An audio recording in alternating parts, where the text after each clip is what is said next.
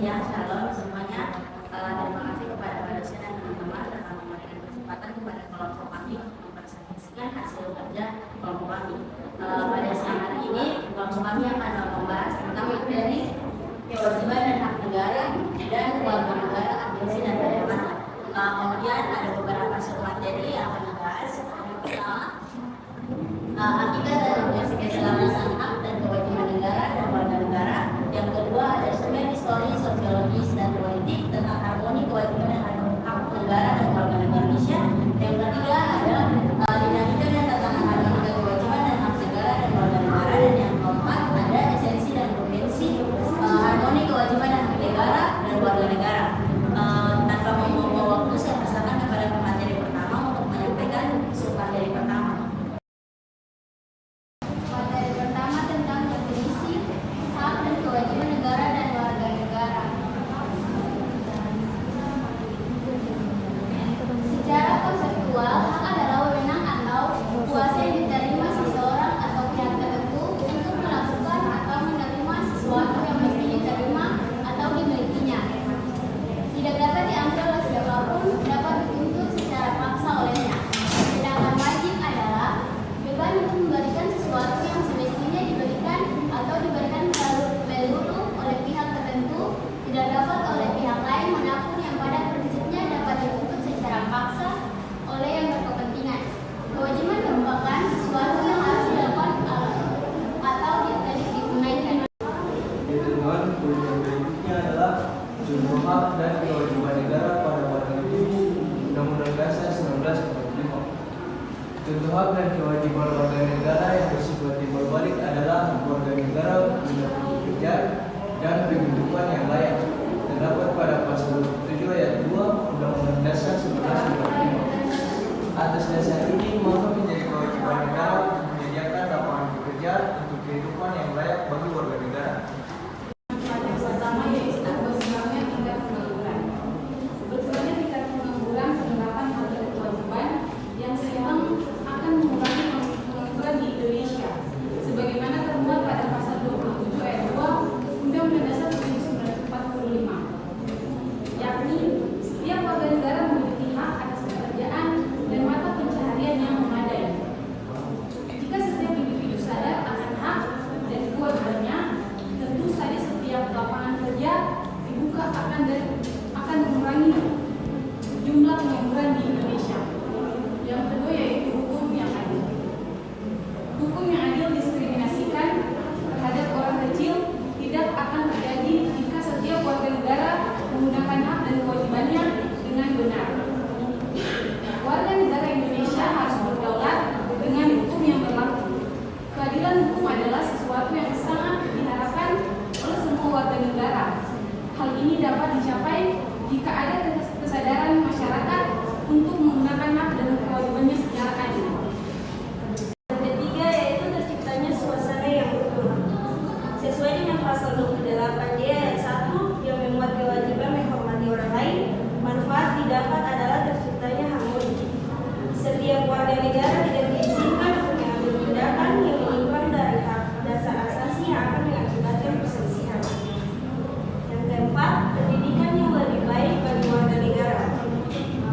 Manfaat selanjutnya yang bisa dirasakan jika di antara hak dan kewajiban yang dimiliki setiap warga negara berjalan secara adil dan berimbang adalah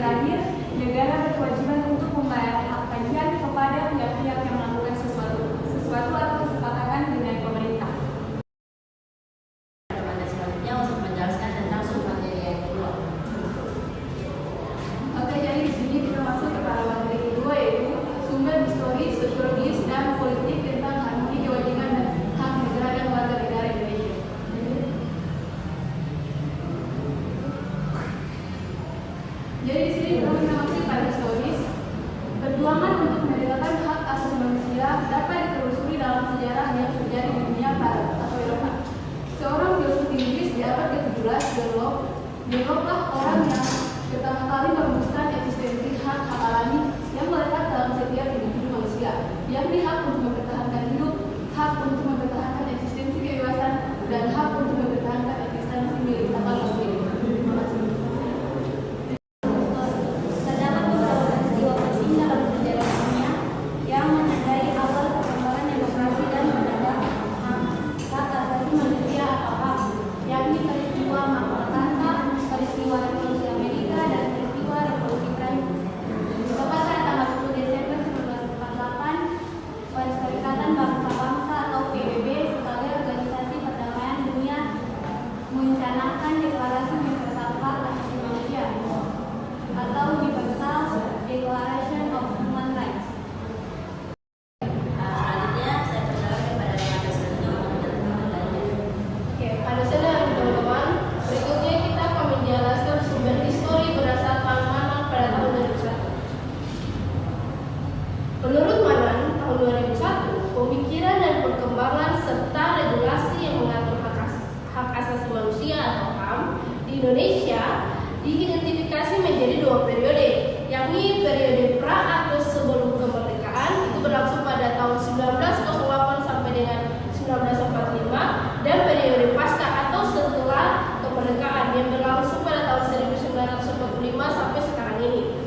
Lahirnya Deklarasi Universal Hak Asasi Manusia atau Declaration Universal of Human Rights pada tahun 1948 yang memuat konsep hak dasar dan kewajiban dasar manusia tidak serta-merta direalisasikan dengan sepenuhnya oleh hampir semua negara merdeka di dunia.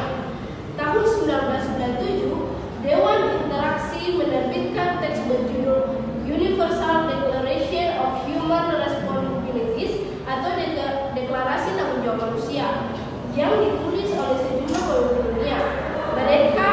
Mereka adalah Shamir, Jimmy Carter, Kichimiyazawa, Kenneth Kaunda, Hasan Hanafi, dan Malcolm Fraser serta Lee Kuan Yew.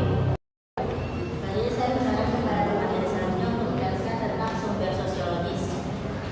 Selanjutnya, sumber sosiologis. Ada beberapa gejala sosiologis mendasar yang menjadi penyebab berbagai kemunculan dalam masyarakat kita. Pertama, jatuhnya struktur kekuasaan autokrasi rezim orde baru, bukan demokrasi yang diperoleh, tetapi oligarki tempat kekuasaan terkonsentrasi dalam kelompok elit, sedangkan mayoritas rakyat tinggal jauh dari sumber kekuasaan. Kedua, meningkatnya penusuhan sosial budaya. Gejala-gejala ini muncul dan meningkat secara terus di bawah rezim orde baru. Selanjutnya, konflik yang terjadi di Indonesia tidak hanya konflik terbuka atau open konflik, tetapi yang lebih berbahaya adalah konflik tersembunyi atau latent konflik antara berbagai kelompok. Sumber politik. Proses dan hasil perubahan UUD RI 1945 yang terjadi pada era reformasi. Tuntunan reformasi di masyarakat.